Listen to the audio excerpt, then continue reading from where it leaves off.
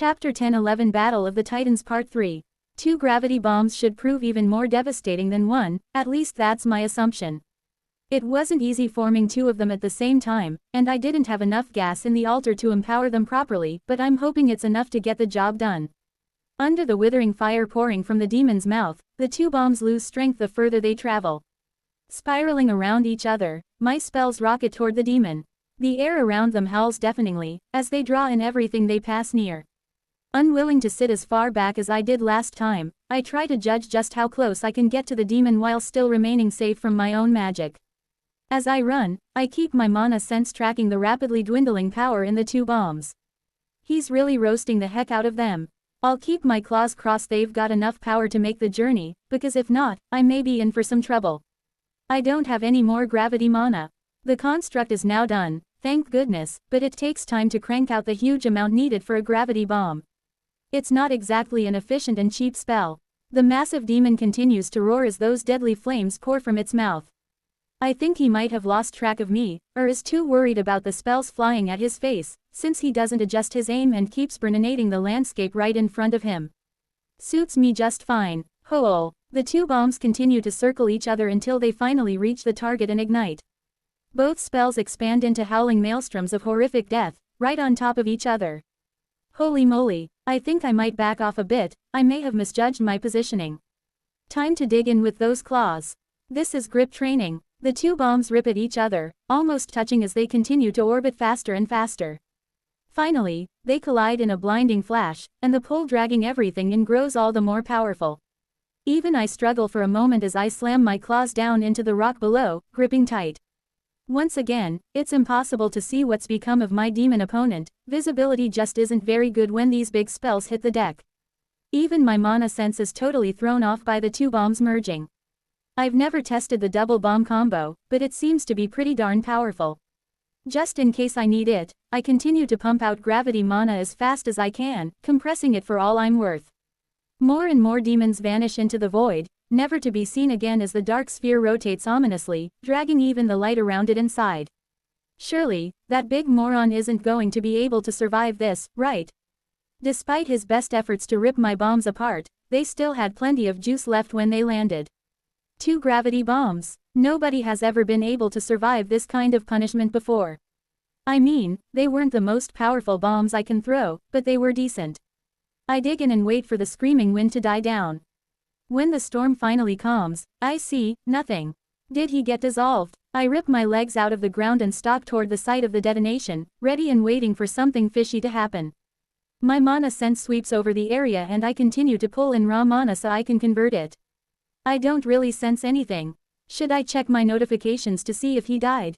I don't think there's any point. I got hundreds of them during that spell.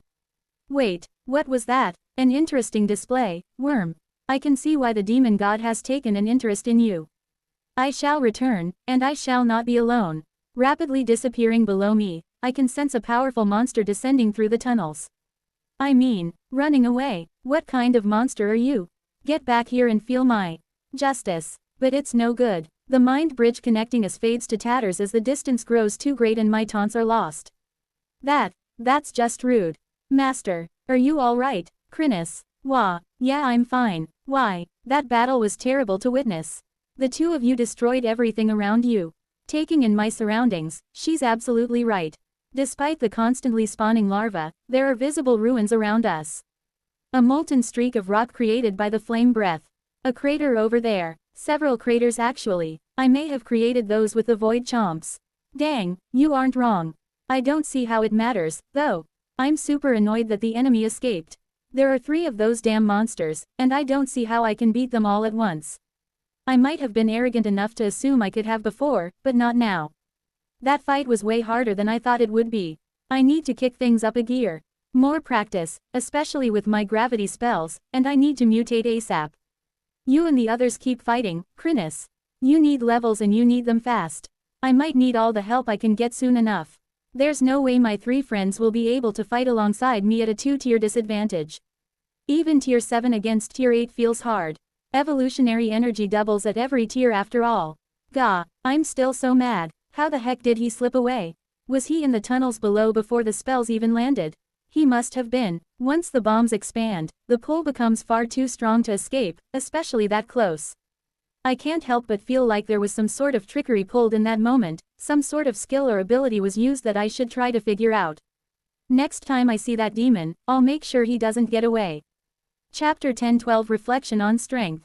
Protectant, Guardiant, Shieldant, Defendant, Armorant and the others stood silently as the eldest collected themselves and settled to watch the three guardians fight.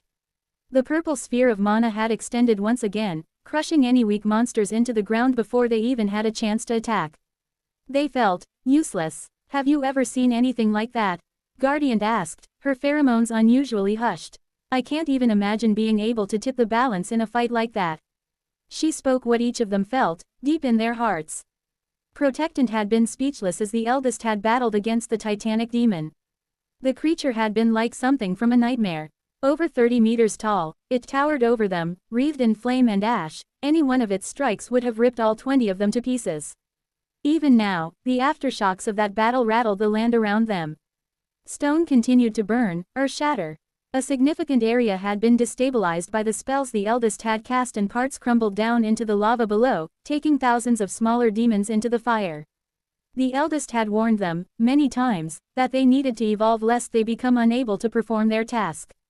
As a group, they had acknowledged the reality of this, but they hadn't understood it fully. Against a foe of that magnitude, they were worse than helpless. Even had they sacrificed themselves, all of them, it would not have swayed the battle in the slightest. Shortly after their birth, the council had tasked them with an important mission, critical to the future of the colony. They had to ensure that the eldest was kept safe, from all threats, even the eldest themselves. As they were, it was impossible for them to complete their mission. Resolve hardened within each of them. Tier 6 is not going to be enough, Protectant said. Not even close. Tier 7 may not be enough. We have to level, mutate and evolve, as fast as possible. Isn't that what the eldest told us we were supposed to do?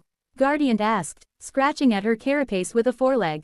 19 others shifted awkwardly. Protectant sighed. This is simply another instance where their wisdom far exceeds that of the rest of us.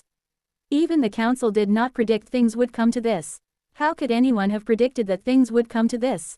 We will operate in reduced shifts. Our primary responsibility will be to level and move toward perfect evolutions. When all of us are tier 6, the work will have only begun. The others nodded. This was necessary for them to perform their role. The eldest must survive. Tilde tilde tilde tilde tilde tilde tilde tilde. Odin was shaking. Such power. Such unbridled, raw, power. When the two monsters had clashed, the ground shook, stone shattered, even the rock he had clung to had trembled, as if intimidated by the ferocity of the combatants. What he had witnessed resembled the wildest fever dreams of a film director rather than something actually possible in physical reality. Torrefex had loomed large in his mind as an unbeatable existence. The monstrous demon was overbearing in every possible way. Even standing close to the beast had singed him, despite his heat-resistant demon skin.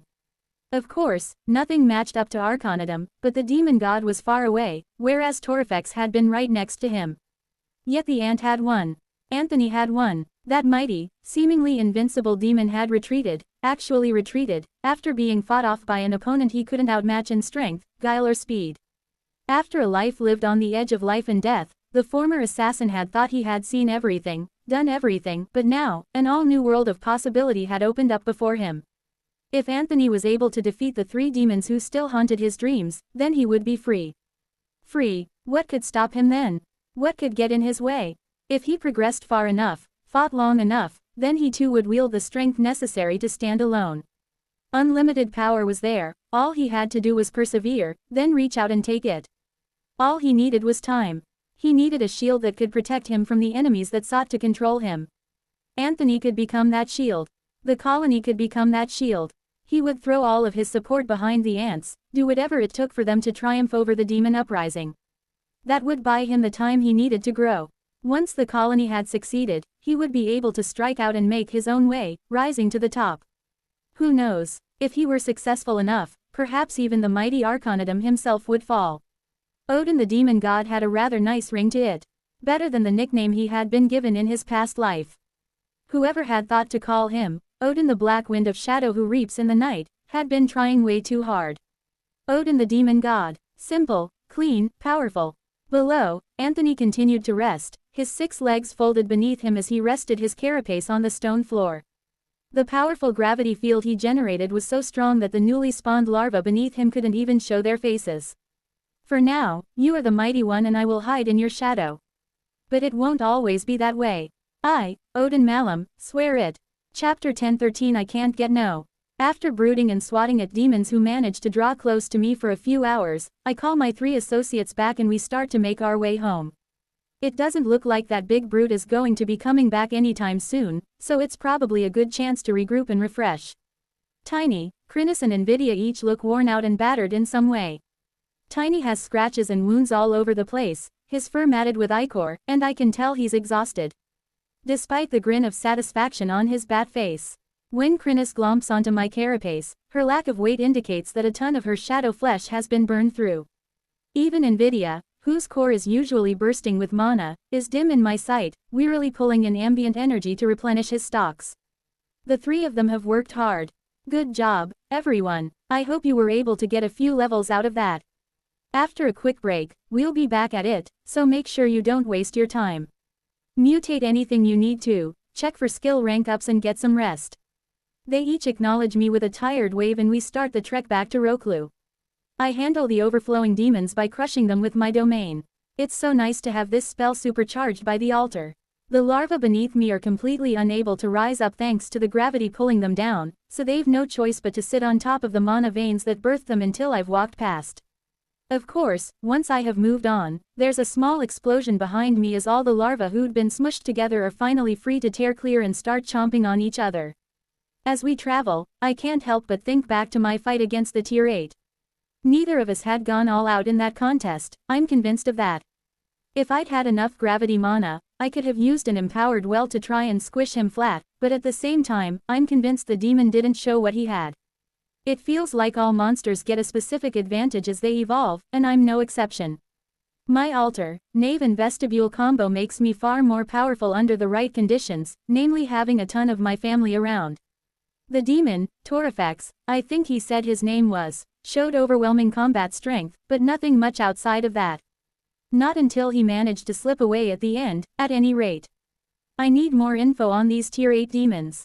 There are another 2 like Torifex, and if I can learn what tricks they have up their demonic sleeves, I'll be in a better spot to counter them.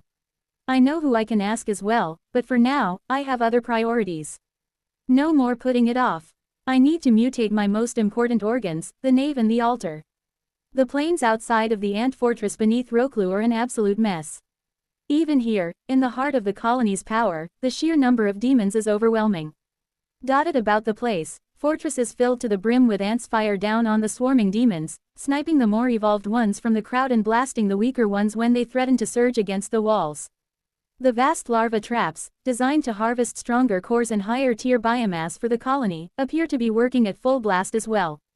Patrols march along the edges and guard the collection stations, ensuring that the enormous structures aren't damaged from the outside or from inside. The fortress itself stands like an island amidst a sea of chaos. The mighty walls stand against wave after wave of demons as they throw themselves into the waiting mandibles of over 100,000 defenders. We march through that tide until we are able to haul ourselves over the wall and into safety. There's a gate that they could open, but the demons would just pour inside the moment they did.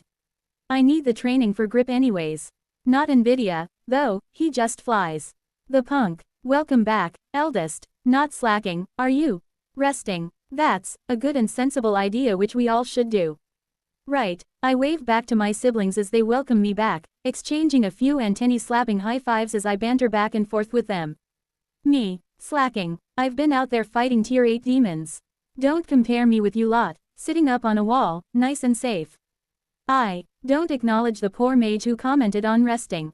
She's already gone, sucked into the shadows. Rest in peace. Then get back to work, shiny and massaged. I try not to get in anyone's way as I head deeper into the fortress. It takes 10 minutes for us to find a nice isolated chamber I can plonk myself down in and prepare to mutate. Alright, gang, hit the menus, although I'd appreciate it if you could watch the door for me, Chrysalis. Yes, master, no point mucking around, I'm going straight for the big stuff. Altar, show me what you've got. I punch through the menu and confirm my intention to mutate. I've got a bit of biomass stored away, but the tier penalty is really kicking me straight in the gaster. The wave will eventually produce a massive surplus of higher-tier monsters, the ones who manage to survive, then thrive in the madness, but for now, it's an endless tide of weaklings. It doesn't help that what counts as a weakling to me is so much stronger than before. A tier 5 monster with perfect evolutions would have scared the lights out of me not that long ago. Even Garalosh, as monstrously strong as she was, would be weak to me now. Though her core and biomass would be welcome. No, a tier 5 monster gives me precious little in terms of experience or biomass. I need stronger prey. I have a feeling I'll find lots of them down below, in the 4th stratum, but I can't get down there yet. Not with Torrifex and his ilk lurking about. Come on, Alter, give me something good. Chapter 1014 Satisfaction. As always, the list is excessively long. Like, does anyone want half of these options? Actually, most of them seem pretty good, but far too niche. The Alter has a greater effect empowering fire abilities. The Alter has a greater effect empowering ice abilities. The Alter has a greater effect empowering physical abilities. On and on it goes. I quickly identify the basic upgrades before I start flicking about to see if I can find something that might take my fancy. I mean, it's hard to go wrong with improving the capacity of the Alter, and improving its efficiency converting will into, whatever it converts it into. Both upgrades give the Alter a lot more bang for the buck, so to speak. The capacity upgrade is almost mandatory, since I already have several abilities that drain the entire stock dry when I empower them. In fact, considering the sheer amount of energy the vestibule funnels into me, I may not even need the efficiency upgrade. I could take capacity at +5 and +10, reinforce it at +15 and then see how I feel after that. It may even prove necessary to repeat the process again from +20 to +30. More power stocked up will allow me to go ham with my most powerful spells and abilities. Against the 3 super demons, that may prove crucial. If I can't throw out empowered wells and void chomps willy-nilly, then I'll struggle to go toe-to-toe with them. I continue to trawl through the many listings in case I find something I might consider interesting, and I do. Starborn Alter. Increases the effect when empowering gravity-based abilities. Damn it, that's so tempting. That's super tempting. I thought I could dismiss all the specific, nice upgrades and just go with utility, but this one could be super good. The Gravity Bomb, the Gravity Well, the Gravity Domain, perhaps even the Void Chomp, would all get extra oomph from this selection. I'm leaning so heavily into gravity-based power now that I have it, further investment pays me back in all sorts of ways in other areas as well. Gah, no, snap out of it, Anthony. You must select capacity at +5 and +10. It's a requirement. I lock those 2 choices in and commit to reinforcing them at 15. Then feel myself drawn irresistibly back to the gravity enhancing mutation. I should carefully consider the pros and cons before making an informed decision. There's likely no chance I get to reforge the Alter, so these mutations are going to stick. Think about it. Think carefully. Lock it in. +20, +25 and then reinforce, baby. Woo. Phew, what a rush. Alright then, onto the Knave. I'm still not entirely clear on the function of the Knave, but I think I've gradually pieced it together over time. I mean, it's a bit obvious at this point, but the vestibule, nave and altar are all parts of a church or cathedral. The vestibule is where people are welcomed inside, the entrance, I suppose. Which makes sense, that is the organ through which the will of the colony flows. The nave is the biggest bit, it's where people sit. Usually filled with rows of pews, or chairs, or whatever. Then the altar, which is what the people show up for, I suppose. Its purpose is to give shape to the will that is flowing through. I chose to dedicate the altar to empowering myself, so that is what it does. But the nave, where does that fit in? The energy comes in through the vestibule, flows through the nave, then is given purpose by the altar. My previous mutations for the nave were simple and generic, effectively purifying and concentrating the will that passed through it. Without an altar for that energy to flow to, it wasn't easy to see the difference that made. All that happened was that the things that will already did for me, keeping me fresh, refilling my stamina, acid and regeneration glands, all happened faster. But now, I wonder. The nave in a church is where the people sit, and I think I may have misunderstood its purpose all along. By constructing it, I made a place for the will of the colony to come in and sit down. Which explains a few things I've noticed ever since I reached tier 6. Ants seem to know what I'm thinking sometimes. Or they know when I'm coming, even if I conceal my core. There are times I know things I shouldn't, or they know things they shouldn't, as if we'd sat down and had a long conversation, except we never had. Or perhaps we did. Inside, I often dip my toe into the flow of will to see what's going on, but I never did for the nave. Now I'm a little scared too. Alright, let's check it out. With a flicker, my mind is suddenly within, beyond the flow of power, contained in another area. I can feel the will of the colony thundering past nearby, but here, it's a little more quiet, more serene. And sure enough, there are ants here. Well, not actually ants, but small little bubbles of will. How and why these specific members of the family are here, I don't know, but here they are. Perhaps they've contributed the most will, and over time these bubbles form within the nave. Who do we even have here? I shouldn't know, but I do, which confirms some of my earlier suspicions. That ant there is the nameless one, for example. That one is also the nameless one.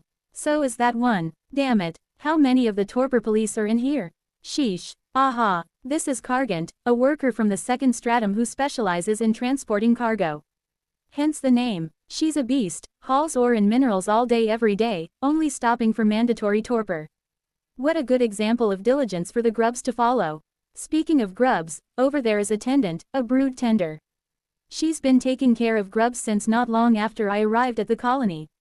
How many have grown up and graduated under her gentle leadership? Too many for me to count, I wasn't in school that much. And over there we have Enid. What the heck, since when were you an ant? Chapter 10:15 Within the Self. I know I don't always devote the most thought to my mutations, but I think I'd remember letting humans contribute will through the vestibule. Yeah, I'm sure I would remember that. And yet, here sits a little bubble of Enid, here within the nave. What the heck is going on here? Spiritually, I approach and poke at the bubble, but try as I might, it doesn't disappear. Instead, it stubbornly sits there, existing, no matter how much I try to logic the darn thing from existence. I bring up my menu and try to confirm the reality I believed I had been living in, only to find that I'd been wrong all along. The restriction on the vestibule to Formica sapiens is gone. Gone, vanished into the mists, like a smaller, less bat-like version of Tiny. When in the name of all that is chitin and shiny did that happen? That's a thorax scratcher. I double-check my mutations, just to ensure I'm not completely lost and bewildered, and it turns out that I'm not. I can only assume that this occurred during the reset. Which explains a few things, I suppose. There's been a few times that things have popped into my head that I likely shouldn't have known otherwise. And I mean, alongside the amount of ants I receive energy from, the humans who are able to provide me with will can hardly compare, causing their thoughts to be lost in the mix. That doesn't mean they haven't been there, chugging along, providing energy. The proof is in the pudding, or amorphous blob of wool, as the situation decrees. Even here, within my own psyche, I feel a chill run over my carapace. Enid being here, I can deal with. I've spoken to her a bunch of times and always found her to be a good egg. In fact, Enid and I go way back to shortly after the colony surfaced. She was one of the first people I ever communicated with. No, I have no issue with Enid being here. But, if she has been providing enough wool to end up in the nave, that means. On there he is, the mad priest. Because of course he is. This moron takes every opportunity to declare his devotion, often screaming it directly into my head whenever I form a bridge with him. How could he not be here in the nave? Staring at the little ball of wool that was formed by Bane, I can't help but feel a little depressed. Then I feel bad about being depressed. I don't want this guy in here. I also bit his arm off, only for him to turn around and start worshipping me for some weird reason. The ebb and flow of life, I suppose. Ah well, it is what it is. Now that I know a little more about what the nave does, I should investigate what function these little balls of wool actually have. I approach the one that represents the nameless one. The first one. The first nameless one. Ellipsis. Nameless 1-1. Let's go with that. I approach the little glowing ore band, for want of a better term, poke my consciousness inside. The nameless one halted her approach, sinking back into the shadows as she felt a slight disturbance. After a moment of trying to determine its source, she shook it off and resumed. Soon, another who snubbed their antennae at the eldest's wisdom would learn a very important lesson. Whoa there, is that what she's doing right now? If so, that's super useful. I wander over to the ball that represents Enid and stick my antennae in. She sighed in satisfaction as she lowered her cup down to the table. Even here, on the frontier of their territory, the hospitality of the colony was not to be denied. Still, she was a little disappointed. She'd come all this way to see Anthony, only to learn he was now above her head. No matter, She was sure he would be back down here before too long. It would be nice to see the big ant once more. Hang on, is she in the fourth? What in the name of great googly moogly is she doing down there? I guess I learned that she wanted to see me for some reason. I'll need to make sure I check in with her the moment I get down there. A little confused, I wander over to Bane's orb. Glory to the Great One. Praise him with great praise. Ack, how does he still manage to be so freaking loud? It never ends with this guy. Still, it's amazing what the knave can do. I can drop in and check on everyone in here whenever I want to. I suppose it was already possible to do that, in a smaller way. As long as an individual is within range and providing me with energy, I can find them and work out what they're thinking. It just takes a long time. There's hundreds of thousands of people in there most of the time. Picking out a specific one is a serious pain. The knave is way more convenient for that purpose, but I'm not sure that's all it can do. I mean, the purpose of the knave is for people to sit and listen, right? I approach Bane's orb once more. Praise the praise with great praise. Hey, Bane, shut up. A moment of silence. I will silently praise you, Great One.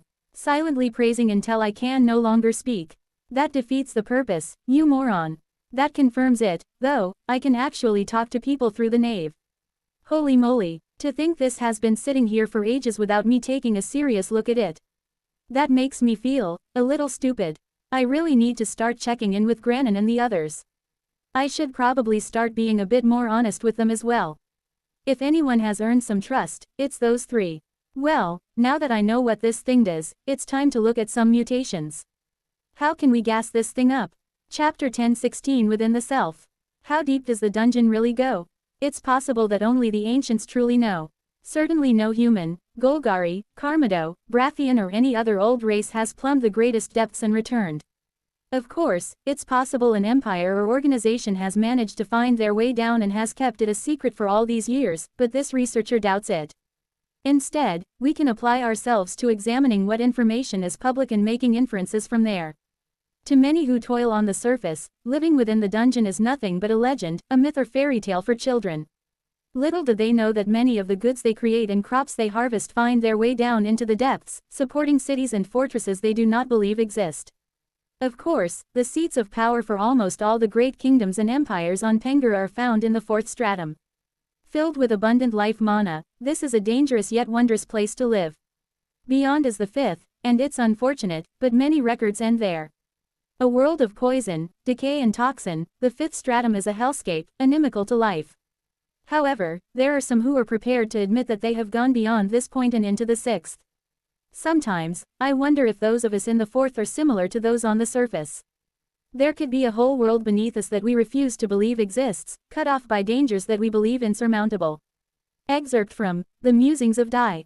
Just when I was hyping myself up to do some more mutating, I realize I don't have the points to invest. What a letdown. I was hoping to power up some key organs and look at pushing others to +3-5, see what sort of nonsense I can mutate with the more powerful options I can get at that level. Sadly, not to be. Just taking the altar from nothing to +30 has cost me a whopping 465 biomass. That ain't cheap, so it looks like I'll have to hold myself back for now and try to get some more food packed into my face. Good news is, there's no better time to do that than during a wave. As long as I can get high enough tier enemies, I'll have points to spare. Ellipsis. Get back here, Torifex. How dare my precious meal ticket run away in the middle of a fight? A demon that size, that powerful. He must have been worth well over 1,000 points by himself. If he's a fully mutated tier 8, then the biomass density would be off the chain. Then again, it might be better if I don't run into him in the next little while. I've got a lot more work to do to finish powering myself up before the next showdown. And not just on the mutation front. With my selections done, I commit them all and then immediately start flailing around as the altar within me is consumed by that hated itching sensation. Somehow, knowing that I'm the only one suffering from this makes it even worse. Why, Gandalf, why have you cursed me in this manner? Honestly, being as large as I am, this is starting to get dangerous. Thankfully, structural integrity was maintained in the chamber. Mostly. Phew, time to poke at my skills and see if there's anything I can rank up, then look at the lists for juicy new options. Well, my gravitational magic affinity has reached level 10, which means I can bump it up to the 3rd rank, which I do immediately.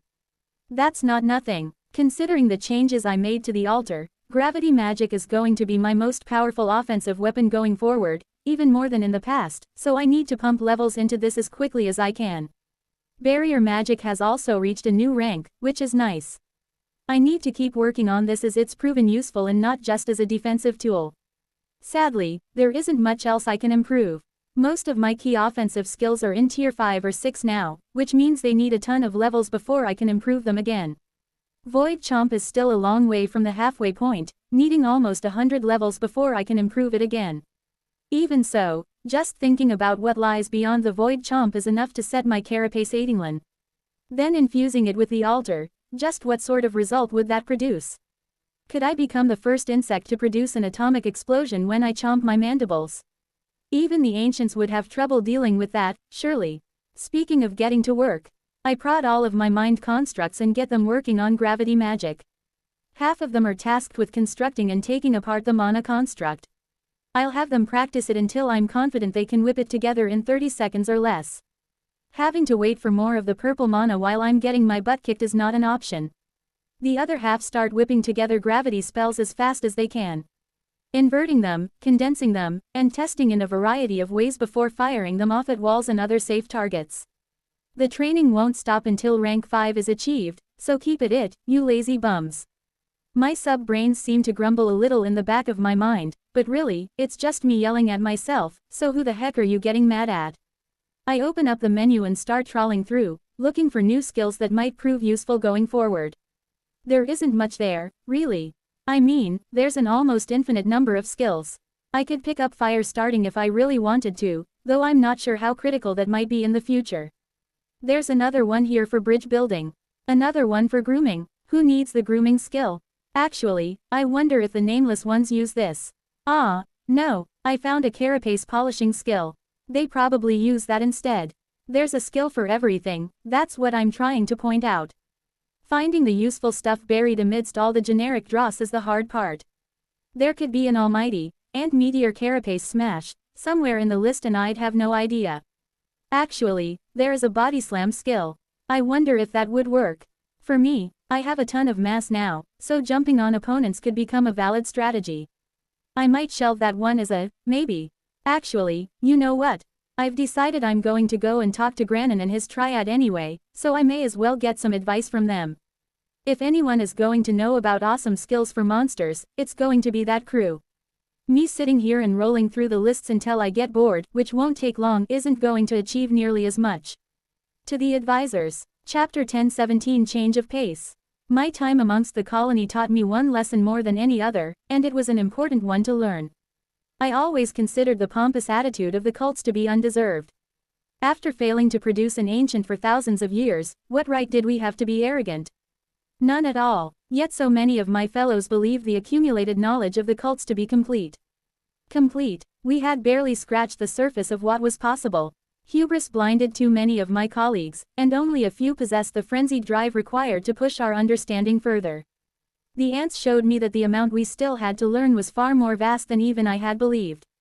What they, weak, and overlooked species, became capable of, the evolutionary paths and abilities they unlocked, were far beyond what anyone had imagined. Beyond that, the colony possessed a relentless, almost fanatical drive to complete their understanding of the system and its intricacies. If the cults had possessed a fraction of that energy, they would have completed their task a millennium ago. From the personal notes of Granin Lazus. I end up having to wait a little while for Tiny and the others to finish their own power-up sessions, but when they're done, we group up and I march off to find Granin, Torina and Corin. Apparently, the three of them have been holed up in their offices through the start of the wave, and I don't fit in there anymore, so I have to send a scout to run a message for me. When the triad eventually emerge, I can see the surprise on Granin's face. That's saying something. The man has a layer of solid granite over his features, so it isn't always easy to register his expression.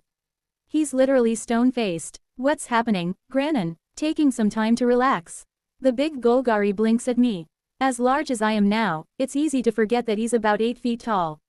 I wouldn't say we've been relaxing, he rumbles in my mind. I don't think anyone is relaxing in the third, given the, he waves vaguely out the window toward the chaos, goings on. Fair enough. I trail off, not really sure how to continue. I've been hiding stuff from these three for so long it feels kind of awkward to open up. Spit it out, Anthony, Grannon frowns. Seeing you hesitating over what to say is creeping me out. It's like watching water run uphill. You make it sound like I have no tact. Yes, he says bluntly. Now talk. Fine, I grumble, although I didn't expect to get all this attitude. I figured it was about time I came clean about what I can do and get some advice regarding skills you might know of that I haven't seen. Now he's definitely surprised, as are Torina and Corin. Are you sure, Anthony? Torina asks. We didn't think you were ever going to tell us the specific details of your species. And that's fine, she hurries to add. You don't have to share those details if you don't want to. I think you three have earned some trust. You've been cut off from your people for a long time, and been nothing but helpful to me and the colony. I'm often bumbling my way forward and that seems a little silly, considering I have literal experts waiting in the wings. Although he tries to hide it, I can definitely see a twinkling in Grannon's. I'm not sure if it's tears, or just eagerness. Yes, Grannon, you finally get the full details on your ancient candidate. Let's find some place a little more comfortable so we can work, he says, and we shift to a spot where the three of them can sit down. I just lower my carapace to the ground and flop my legs out. I'm not sure the colony has built an ant chair my size yet. I'll have to ask. All right then, why don't you start from the top? Unless you're willing to let us see your core. I hesitate. I think I'll just tell you, if you don't mind. Perfectly fine. Let's hear it. Grannon may be doing a good job at hiding his eagerness, but Torina and Corin aren't. The latter is bouncing in his chair like a puppy. At least Torina manages to maintain her dignified look. With my last evolution, I finished a 3-stage series that started with Juvenile Colony Paragon. I start. The feature of this evolution was that it provided me with an organ that allowed members of my family to provide me with energy in the form of will. It's called the collective will vestibule. It was handy, more than handy, since the energy would keep me fresh, wipe away fatigue and replenish resources like acid or my regeneration gland. The more colony members in range, the more energy I received. I look at the three, who seem enthralled. Clear so far. Keep going, Grannon coughs. Right, that was followed by the evolution at Tier 6 to Mature Colony Paragon, which gave me a new organ called the nave, which connects to the vestibule. At first, I thought it just purified and concentrated the will I received, but after a while, I discovered that it creates a connection with those who provide a lot of will over time. No way in heck I'm telling them I only just figured this out.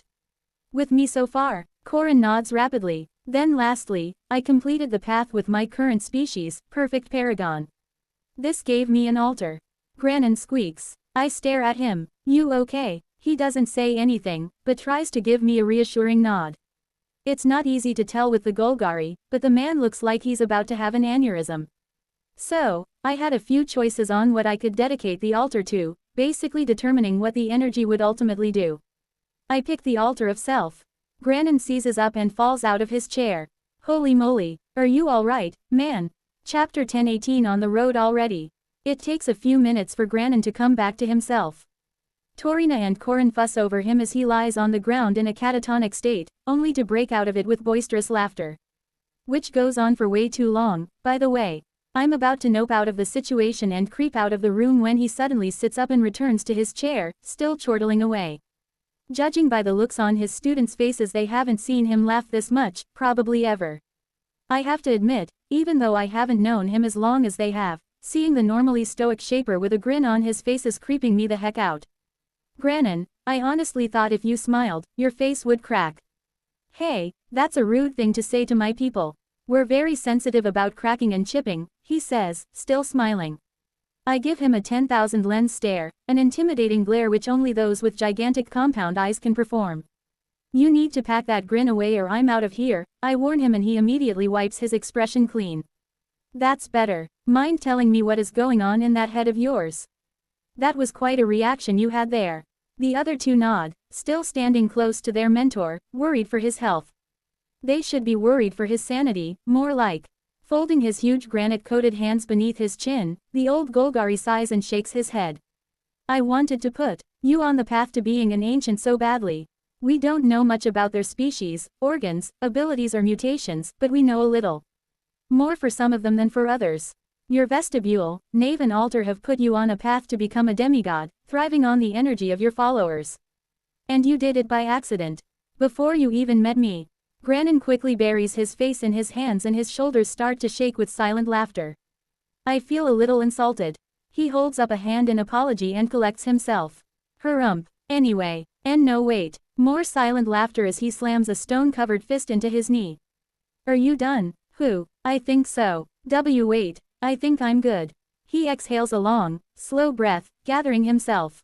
I'm good. So anyway, we, and I mean the cults, have stumbled across evolutionary options like your paragon before, offering similar abilities that draw on belief, or will, or some other intangible force to empower the individual, but usually at tier 7 or 8, and only as mythic evolutions. I'm assuming this chain started as a rare evolution. I nod and he blows out another breath. Which is insane. Just another thing that separates you ants from other species of monster, I suppose. You two wouldn't have learned about this stuff yet. The last is addressed to his two students, who both shake their heads. Well, I suppose I should have told you about it. Normally, this sort of information is restricted to those who've proven themselves within the cult, but we're a little cut off at the moment and our work is too important for keeping secrets. Anthony, your path sounds similar to that of Arcanidum the demon god. That jerk. I'm not pleased to hear that at all. Of all the ancients I know about, that one seems like the worst. What he's doing to the demons is downright nasty. All three Golgari react like I just farted in church. Don't say that. Corin hisses at me. I didn't, we're talking via mind magic. Don't think it, then. The ancients are powerful beyond measure, Torina warns me, worried. We can't know what they are and aren't capable of. Who cares? That guy is getting thwacked, no matter what, I grumble. I think I saw him, actually. His face formed out of mana out on the plains and he looked at me. Creepy looking thing, what now? All three of the Golgari before me look utterly horrified and deeply reverent at the same time. They appear as if they can't decide whether to slap me or kneel before me. His visage formed from mana before you? Granin asks slowly. No, don't lie, Anthony, you suck at it. Fine, yes. Then one of his tier 8 followers jumped me. That was a heck of a fight. Granin buries his face in his hands. The other two look at him with sympathy. Seriously, can you slow down for a minute? Any other revelations you want to drop on us? I think for a moment. I think that's all of it. I hope so. I'm centuries old, Anthony. I can't take much more of this. Torina pats him on the shoulder. Corin is still staring at me, wonder and horror mixed in his eyes. Well, if we didn't know the ancients had their eyes on you before, we for sure know it now. I shrug my antennae. I mean, I don't really care about that. If anything, I'd be much happier if they ignored me. I know. Unfortunately for you, it seems like you were destined to draw their attention well before we met. All the time I've spent trying to push you down this road, he shakes his head, you were already on it. I'd laugh some more but, he glances up at my antennae, it's unhealthy. He's not wrong. So, this type of organ that you have, gathering wool from your own species and putting it to a purpose, we know a little about it, very little.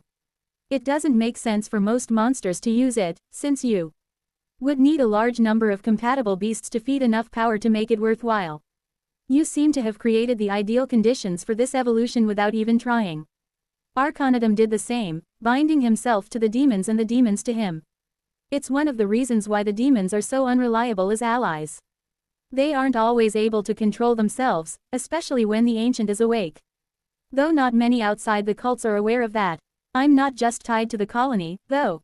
There are humans who provide me with wool as well. Damn it, Anthony, you said you were done. Chapter 10:19 What can you do? The variety of ways a monster can develop themselves is essentially infinite. The number of known skill fusions is always growing as more and more variations are explored. Of course, there are standard options, things that have long been known and recognized as strong, but those who are willing to explore and delve for new combinations are often rewarded. In terms of mutations, the possibilities are again endless. The number of organs that can be added to a monster is vast, to the point where, after thousands of years, the combined cults still haven't explored them all, not even a fraction. How those organs interact and function with each other can have a huge impact on performance as well. And that's before they become modified with mutations.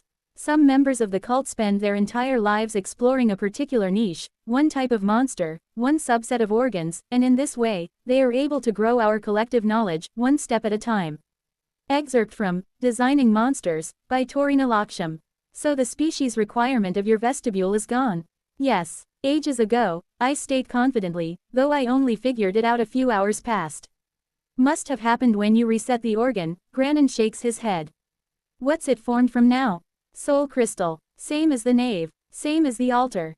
Soul crystal. The big rock-coated Golgari stumbles again. That stuff is extremely valuable. You may want to keep to yourself that you have. Did you say 3? By the worm, you're going to kill me here today.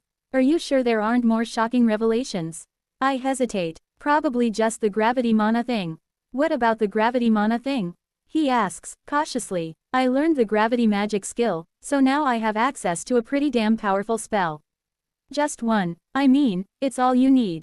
I explain to him how gravity mana functions and what the gravity well is capable of. He absorbs this in silence. I can take that. I suppose this explains a lot of your mutations and resets at the moment. Right, I've been trying to rebuild myself into a gravity ant to take advantage of my most powerful ability. My carapace is gravity-compressed diamond, as are my mandibles. Incredibly hard and super dense. I'm talking dense. This stuff is thicker than tiny. The ape gives an approving thumbs up. What else have you done to synergize with your gravity mana? So, when I'm actively using it, my carapace absorbs a little of that energy to continue hardening and compressing itself. It also magnifies and boosts any gravity spell I cast. Lately, I pushed it to +3/5 and now the carapace holds onto light a little bit, making it harder to see me move. All 3 of them frown and I realize they don't really know how gravity works. Possibly light, for that matter. Basically, you can't see me move until a little after I've moved, I explain. It's subtle, but strong. Fair enough. What else? My inner carapace plating has gotten some work.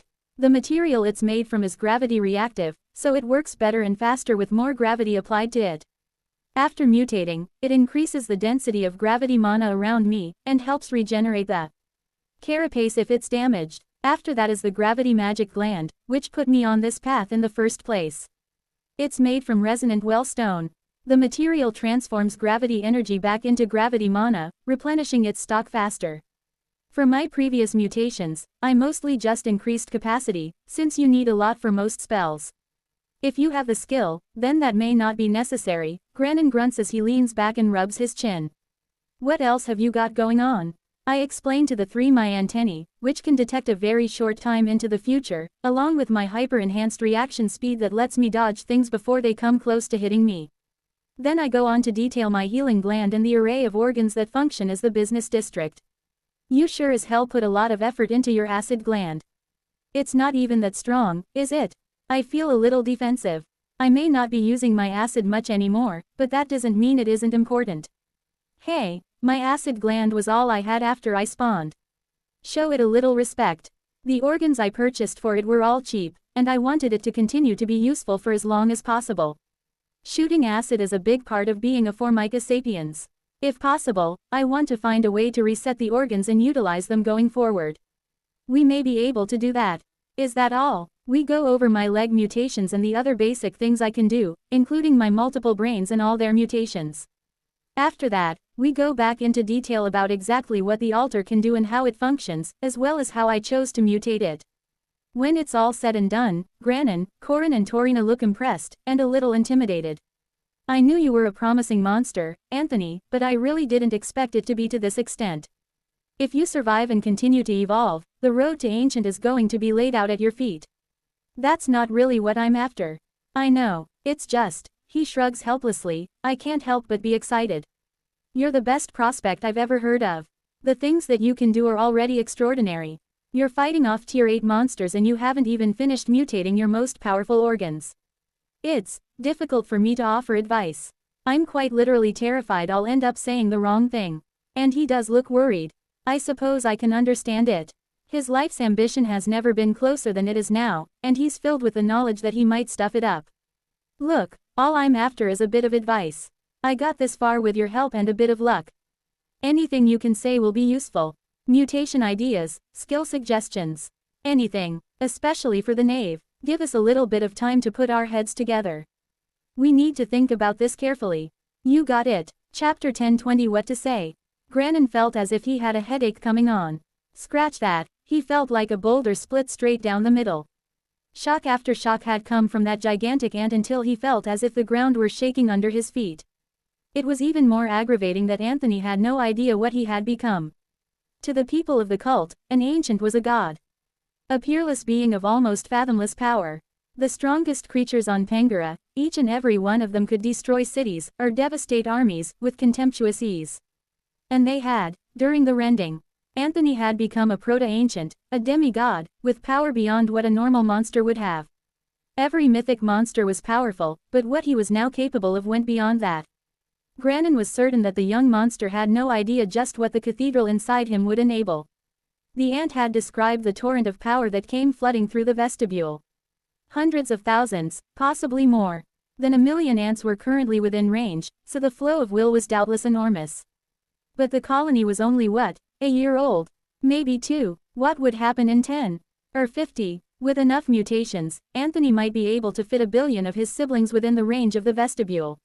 What then? After a long life working toward a single goal, to have that goal suddenly so close to hand was almost painful to Granin.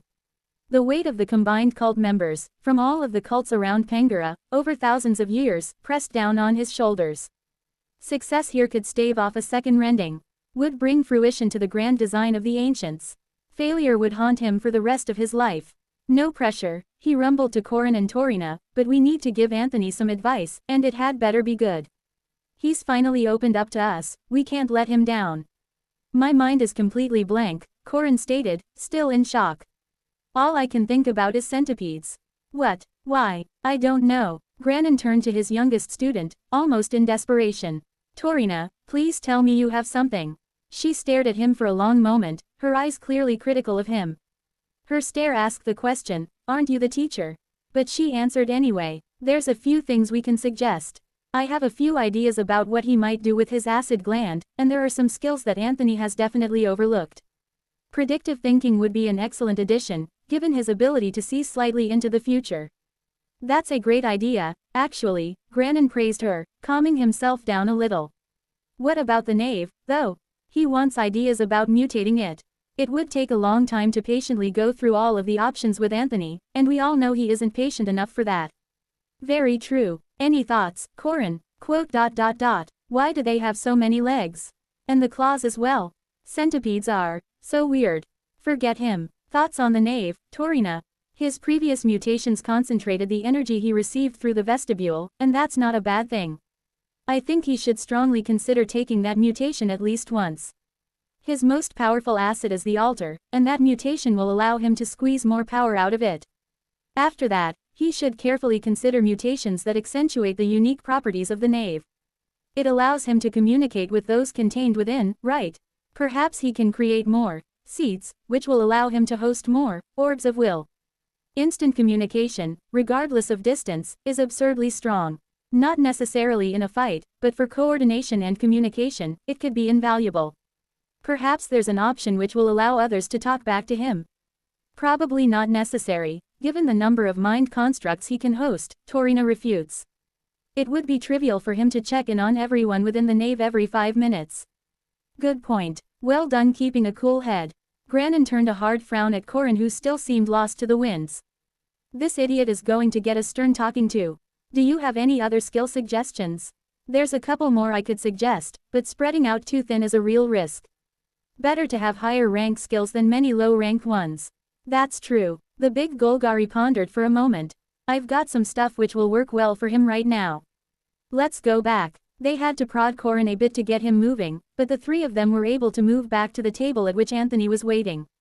The ant was an intimidating sight. The force of his aura, even when he wasn't actively flexing his will, was unsettling. Even as a physical presence, he was domineering.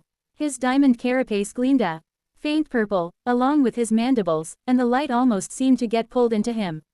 Sitting on the ground, his legs propped up, the monster felt incredibly massive. Just how much did he weigh now? Probably a lot more than they thought. Thanks for waiting, Anthony. We didn't want to waste your time, but we don't want to be reckless with what we suggest.